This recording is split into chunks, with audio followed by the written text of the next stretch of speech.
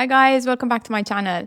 Today we're going to go through what causes chronic inflammation. So if you've been feeling, puffy in your face, in your body, you've been feeling sluggish, tired all the time, and maybe craving more sugar and processed foods, well, more than usual, then this could be a sign of chronic inflammation. This is your body quietly saying there's too much inflammation, let's do something to lower it. Inflammation is not something to ignore. It's sometimes called the silent killer. And this is because chronic inflammation is linked to diseases like heart disease, diabetes, and even certain cancers. Now, I'm not telling you this to scare you, okay? There's simple things that we can do to lower it. Just be mindful, don't ignore it. So today I'm going to go through 5 easy anti-inflammatory foods that you can include in your diet without going through a lifestyle overhaul or adding more stress to your already busy schedule.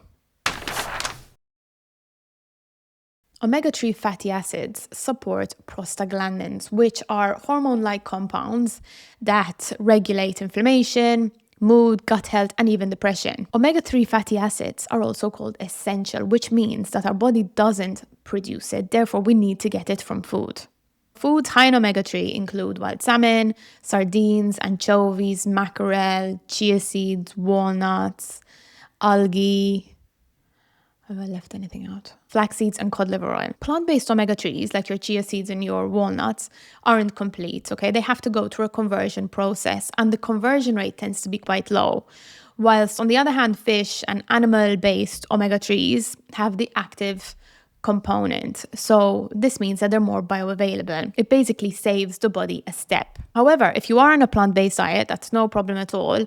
An algae-based supplement is an excellent alternative. Fish also has some vitamin D, and vitamin D can be quite hard to get from food.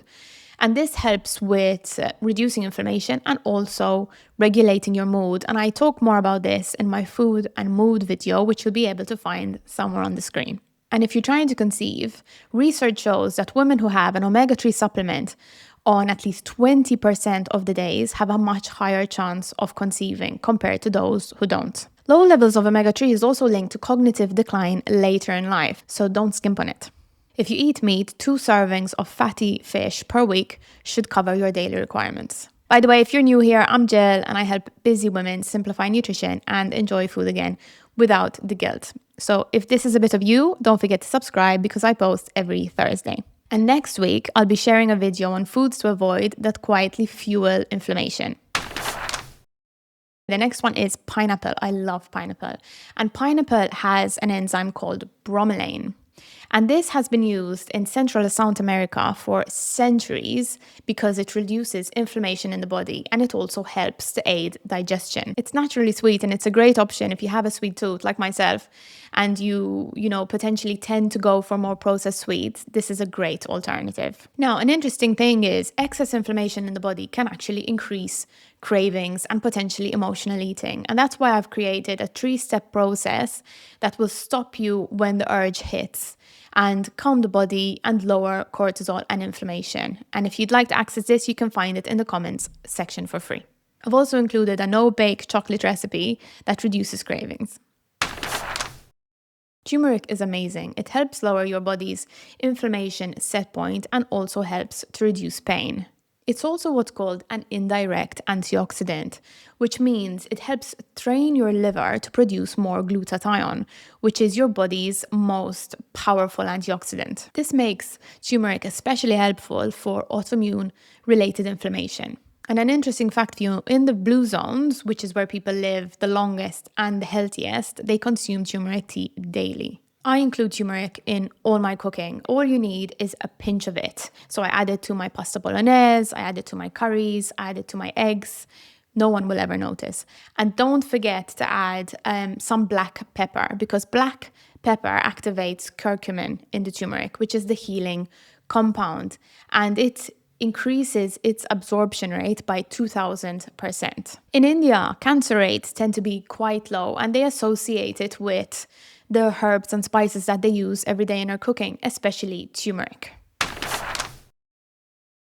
Extra virgin olive oil contains oleocanthal, which works similarly to anti-inflammatory painkillers. If you can, choose cold-pressed olive oil and always buy it in a glass bottle to avoid the plastic leaching into the oil. It's suitable for low and medium heat cooking, so we're talking up to 190 degrees Celsius or as a salad dressing, and it's consistently ranked as one of the top longevity foods. Now, when I work with my clients, I see a lot of fear around, certain oils and fat. They think fat is going to make them fat.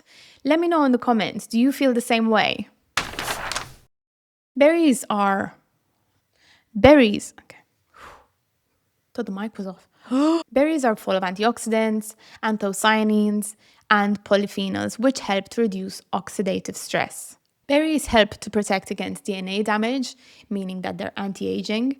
They help to preserve cognitive function for around 2 to 3 years, and they're really amazing for brain health. They're also some of the lower sugar fruits, so if you're pre-diabetic, these are the fruits to go for. Now, you don't have to buy fresh berries all the time. The frozen ones work as well, okay? There's zero prep. You just let them defrost overnight, then you can snack on them during the day. And I like to add them to my overnight oats, and they defrost overnight. Large population studies have linked regular berry intake with lower inflammatory markers and also better cognitive function as we age. Now, there are many more anti-inflammatory foods like ginger, cruciferous vegetables, onions, garlic, but these 5 are really good ones to start with, and they can make a huge difference. That's it from me. If you like this video, please give it a thumbs up because it helps more women find it, and I'll see you next Thursday.